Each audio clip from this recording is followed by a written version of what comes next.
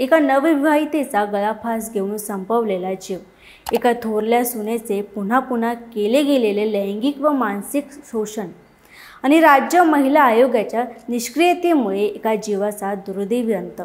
ही फक्त बातमी नाही, ही आपल्या समाजाच्या काळ्या वास्तवाची घटना आहे। आज आपण बोलणार आहोत मुळशी तालुक्यातील हगवणे कुटुंबाच्या विकृत कृत्यांबद्दल आणि सरकार, पोलीस आणि महिला आयोगाच्या दुर्लक्षामुळे गेलेला निष्पाप जीव। हे कुटुंब इतक्यावरच थांबलं नव्हतं। या घरात वैष्णवी अगोदर आलेली मोठी सून मयुरी जगताप हिचा छळ पण तितकाच भयानक होता।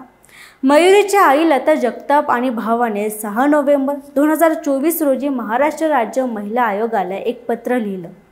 त्या पत्रात लिहिलं होतं, तिला मारहाण होते, सासऱ्याने छातीला हात लावला, दिराने अवघड जागी लात मारली, तुला मुलगा होत नाही म्हणून निघून जा अशी विटंबना केली गेली। हे सगळं त्या पत्रात स्पष्ट नमूद केलं होतं। मगही महिला आयोगाने याची दखलच घेतली नाही। हा प्रश्न आज संपूर्ण महाराष्ट्र विचारतोय। जर वेळेवर कारवाई झाली असती तर वैष्णवीचा जीव वाचला असता। जाणून घेऊयात या पत्रातील काही ठळक मुद्दे। मयुरीच्या लग्नानंतर हगवणे कुटुंबाने मागितली फॉर्च्युनर गाडी आणि रोख पैसे। तुला वडील नाहीत, तुझ्या अपंग भावाला मारू अशा धमक्या।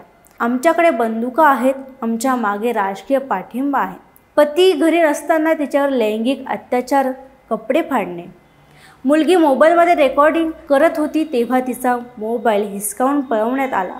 सीसीटीव्ही फुटेजमध्ये हे सगळं रेकॉर्ड झालं, पण पोलीस आणि आयोग गप्प। हा फक्त एक कौटुंबिक वाद नाही, हा प्रश्न आहे स्त्रीच्या अस्तित्वाचा, तिच्या अस्मितेचा आणि तिच्या जीवाच्या सुरक्षेचा। जर आपल्या आजूबाजूला अशा घटना घडत असतील तर गप्प बसू नका, आवाज उठवा, तक्रार करा आणि तिला एकटं वाटू देऊ नका। महिलांसाठी असलेल्या कायद्यांची अंमलबजावणी ही केवळ कागदापुरती नको, तर ती वेळेत योग्य पद्धतीने होणं गरजेचं आहे। अशाच महत्त्वाच्या घडामोडींसाठी पाहत राहा सत्य पे सत्ता, म्हणजे थोडक्यात पण महत्त्वाचं। आणि आमच्या चॅनलला सबस्क्राईब करायला विसरू नका।